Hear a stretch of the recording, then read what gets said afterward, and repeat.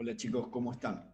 Bueno, como les había prometido la clase anterior, el último temita que nos restaría por ver es el de poder clasificar o interpretar los errores absolutos y relativos que venimos calculando hasta ahora, ¿sí? Eh, a ver, repasando muy brevemente, hasta ahora ya cada uno de ustedes debería estar en condiciones de poder calcular un error absoluto y relativo de una medición del tipo indirecta.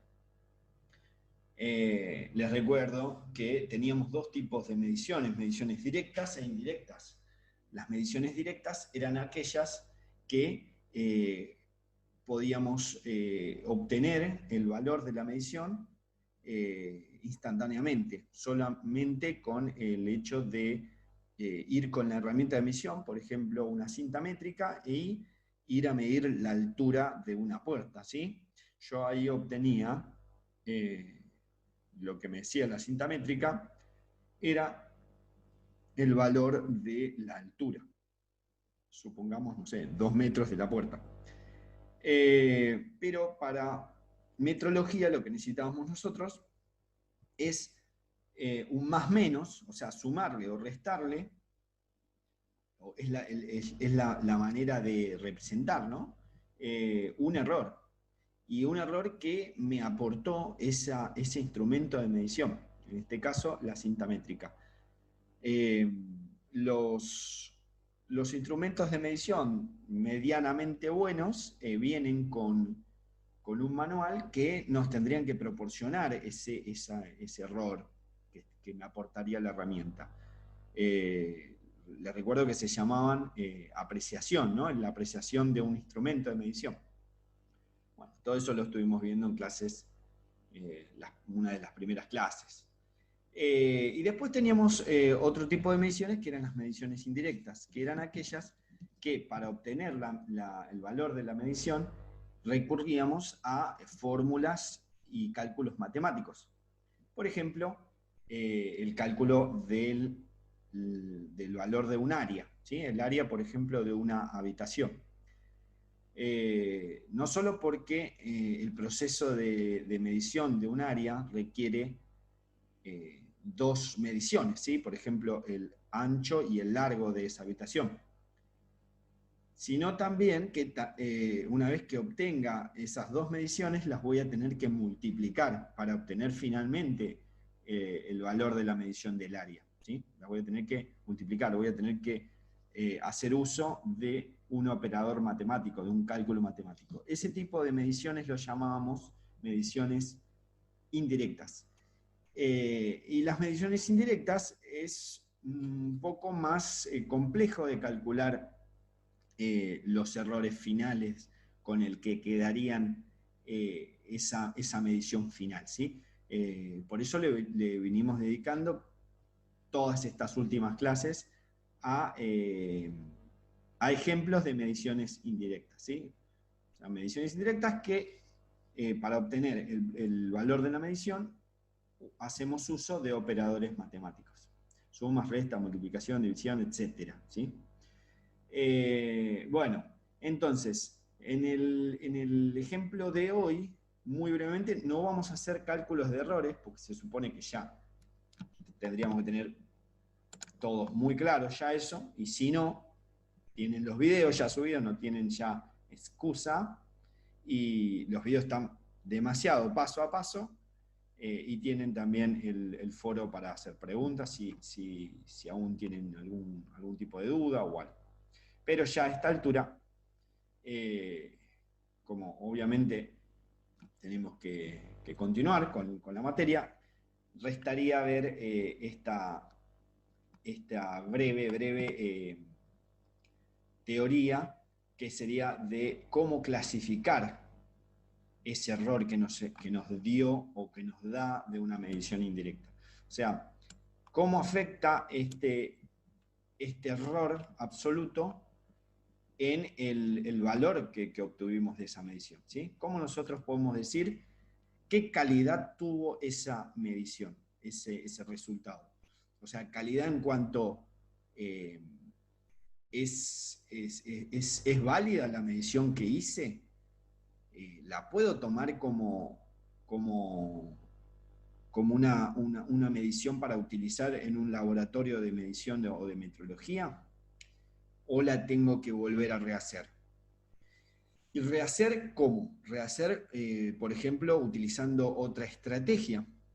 ¿Y cuál sería esa estrategia? Y bueno, de repente quizás cambiar la herramienta de medición, o la herramienta de medición no es la más óptima o la más adecuada para ese tipo de medición que yo quiero hacer. Vamos al ejemplo. Yo acá tengo 3 mediciones, ¿sí?, de un área, ¿sí? Área 1, área 2, área 3. Los valores representativos son los mismos también. Me da 2 en los 3 casos.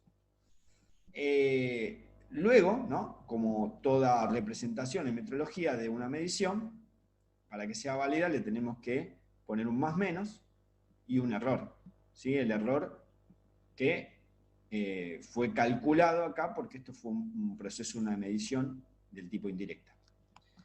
Y me dio ya estos resultados, ¿sí? Les recuerdo acá les dejo toda esta parte, esta columna de acá, todo esto que está acá, es los errores de los cálculos de estas áreas.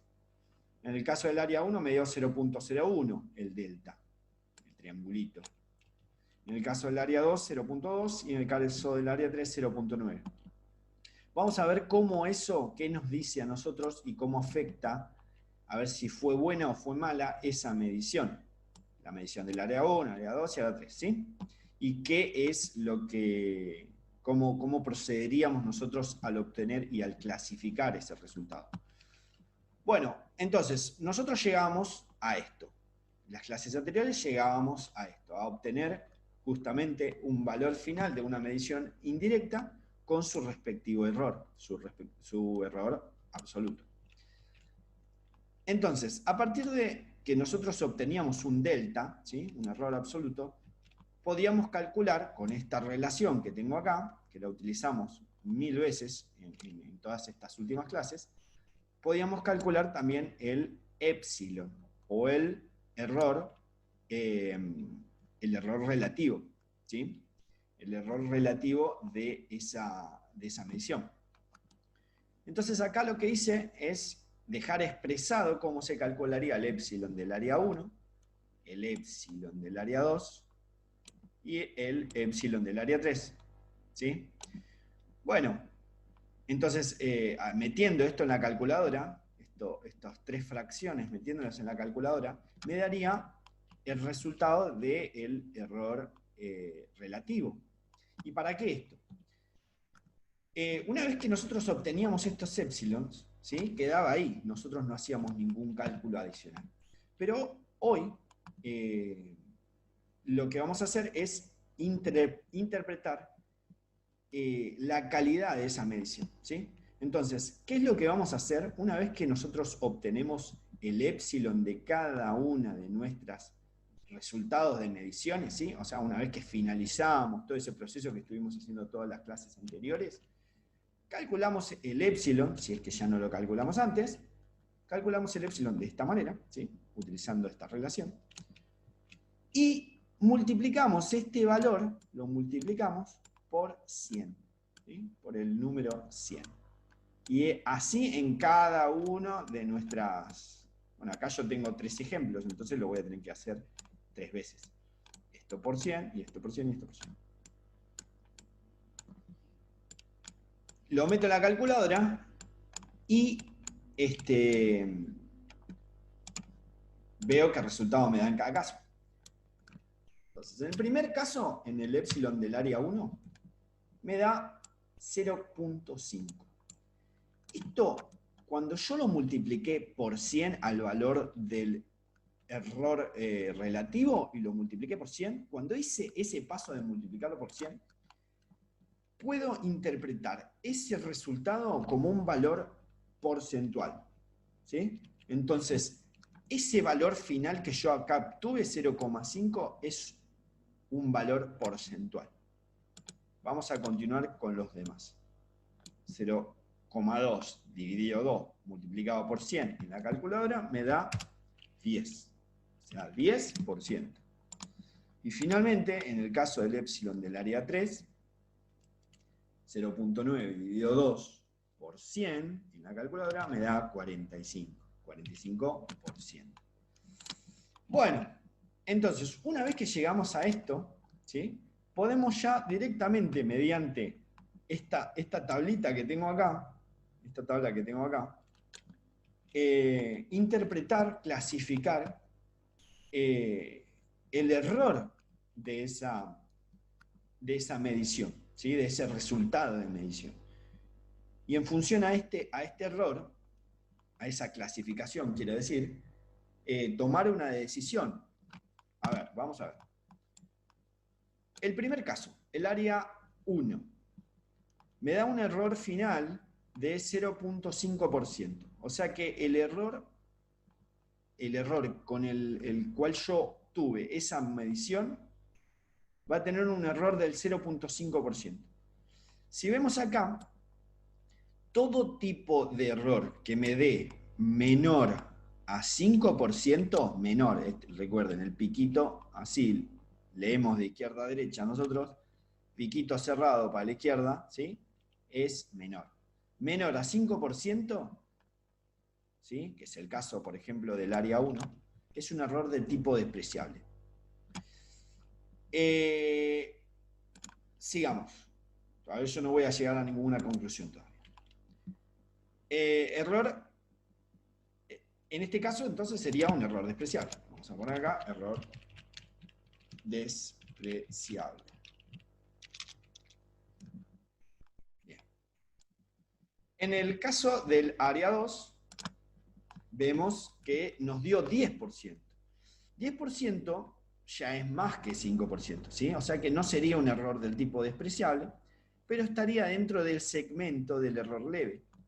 El error leve va desde mayor a 5% y menor que 15%, ¿sí? Entonces estaría dentro de este segmento el 10%. Entonces sería un tipo de error leve. Lo podemos catalogar o clasificar como error leve al resultado de la medición del área 2. Y la medición finalmente del área 3 ya vemos que es un tipo de error grosero, porque todos los errores en porcentual mayores a 15% lo vamos a catalogar como un error de tipo grave o grosero. Bueno, y acá, entonces, finalmente, podemos decir que en la gran mayoría de los casos, ¿sí?, cuando nos den estos dos tipos de errores, ¿sí?, sea despreciable o sea error de tipo leve, estas mediciones van a estar, digamos, aptas o óptimas para un proceso productivo, un proceso industrial. O sea que el laboratorio de metrología podría utilizar esos resultados, dentro de todo, como valores óptimos para utilizar como una medición. Obviamente, esta tabla es generalizada, porque tenemos distintas tablas. A ver, si un proceso, vamos a suponer que es un proceso de industria farmacéutica, donde yo tengo que medir el error que me dio el pH total de una solución que tuve que preparar en el laboratorio de, no sé, un remedio, suponete. Y tengo que medir ese pH. Y ese pH me va a dar un valor representativo en su proceso de medición con un error, ¿sí?, con un delta. Ese delta va a estar gobernado, digamos, por las herramientas de medición que se vincularon en el proceso de medición. Entonces, en un proceso productivo donde, en el caso de la industria farmacéutica, muy probablemente que esta tabla no sea válida, ¿sí? Probablemente el control de calidad exija un error mucho menor a un 5%, ¿sí? Entonces, en resumen, hay ciertos procesos que requieren mucho más rigurosidad en la obtención de mediciones, entonces los errores van a cambiar esta tabla, ¿sí? de clasificación. Yo acá esta tabla, la que les dejé, es la que generalmente se utiliza en procesos de metalmecánica, procesos, digamos, para mecánica en general, ¿sí? O mismo también para medición quizá de mediciones eléctricas, pero nada, nada muy fino, muy específico, o que requiera un grado de precisión mayor, ya no va a ser la misma tabla, ¿sí? Esta tabla que les presento hoy es para, digamos, una tabla general, ¿sí? Pero nada que busque precisión, porque si no, esta tabla no sería la indicada, ¿sí? Obviamente esta tabla la van a ustedes, no sé si en el futuro alguna vez tienen que trabajar en un laboratorio de medición o de metrología, le van a proporcionar la tabla que utilicen en ese proceso productivo o la industria donde ustedes tengan que trabajar, ¿sí? Pero para los ejemplos más comunes o para ejemplificar a ustedes, darles cómo se interpreta, ¿sí? Se hace este proceso que les mostré recién, que esto se llamaría epsilon porcentual. Epsilon porcentual, esto que hicimos nosotros.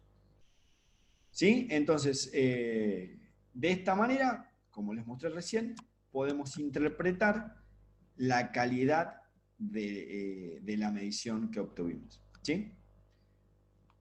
Bueno, entonces, eso sería todo. Y con respecto, con respecto a los trabajos prácticos que les voy a subir para las vacaciones de invierno, muy probablemente se lo suba entre el fin de semana o quizá hoy a última hora, ¿sí? Van a ser 2 ejercicios, muy probablemente les pida que cataloguen, les voy a dejar una tabla también ahí como para que ustedes interpreten, que cataloguen el error y bueno, son, sí, no más de 2 ejercicios. Sería eso como para que ustedes dentro de todo no se olviden de todo ahora en estas próximas vacaciones de invierno, ¿sí? Bueno, chicos, entonces eso sería todo por hoy. Ya estimo, creo que ya la clase que viene, después voy a consultar, pero creo que ya estaríamos ahí entrando en vacaciones en receso invernal. Bueno, les mando un saludo a todos y como siempre, cualquier duda que tengan, consultan, ¿sí? Consultan al Classroom. Listo, les mando un abrazo.